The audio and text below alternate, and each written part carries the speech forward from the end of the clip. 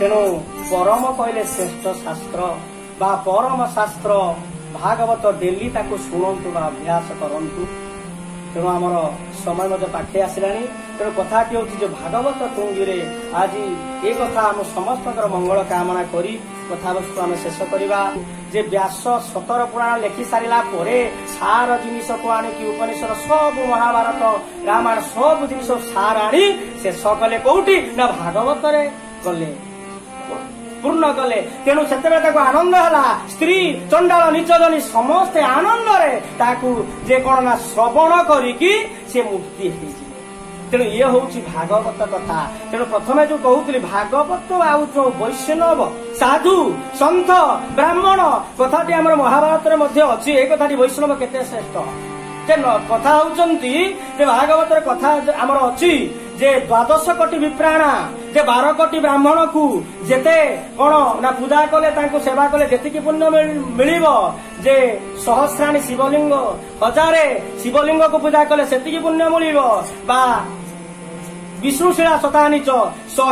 विष्णुशिला को पूजा कले जेतिकी पुण्य मिल एक वैष्णव उत्सव भागवत लिखिं वैष्णव लक्षण कौन इत्यादि कथा आम छाड़ी तेणु जो 100 कोटी जो कथा रही तेणु सब तेणु वैष्णव साधु सन्थ को जो आम साधु सन्थ को निंदा करवा पितामाता को निंदा करवा तेणु हे सज्जन माने हे सज्जन तेणु समस्ते आम आसी आज बड़ बयस अच्छी रक्त अच्छी क्या मानवानी ये सब जीव ए दिन चलीज तेणु कथा आम कवि कहती जे ये जीव निश्चय जीव जेनु यार नाम जीव बेर खाऊ खाऊ रे मन भेट जाई श्रीमाधव ये जीव जीव निश्चय जीव जाऊ तेणु यार नाम जीव तेणु आम सब जीव ये तो दिने जीव तेणु बेर थाऊ हे भाई माने हे माँ माने हे बाबा माने तेणु से भगवान कथा श्रवण करवा साधु सन्त गुरु गुरुजन पिता माता स्त्री स्वामी ये सब समस्त को सम भाव सेवा करवा परम पूज्य गुरुदेव कहते प्रत्यक्ष भगवान होती भगवान को आम देखीचे मंदिर में आम कौन जे आम भगवान स्वरूप पितामाता आसी तेणु कले जे भक्ति भाव प्रीति सेवा कौन होती ना से सब पाइब। तेणु आम भागवत से कथा कहते मत पाइब केमिति ना भक्ति रे प्रीति नहीं जार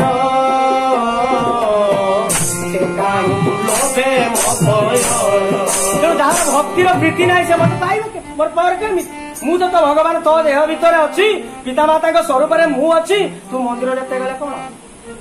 भक्ति भाव को निकट जाओ कथा सरी शेष करवा। तेणु शेष समस्त को मु प्रणाम जनावुछि मनुष्यदेव परम पूज्य गुरुदेव पद्म प्रणाम नवेदन करुच्ची एवं आमर सत्यानंद भाई को गुरु स्वरूप प्रणाम जनावुछि विनय भाई बहुत बहुत साधुवाद आम रामरा जो रखुले जो आयोजन साधुवाद समस्त आबाल वृद्ध बनिता समस्त मंगल कामना करुच्ची टिके नाम करवा कारण नाम हूँ श्रेष्ठ ए कली जो कथा होती आम जी नाम। तेणु ठाकुर कहती गोटे कथा मन पड़े जे आस सर्वई माने जेठा पुर जीवा माया संसार रही नाम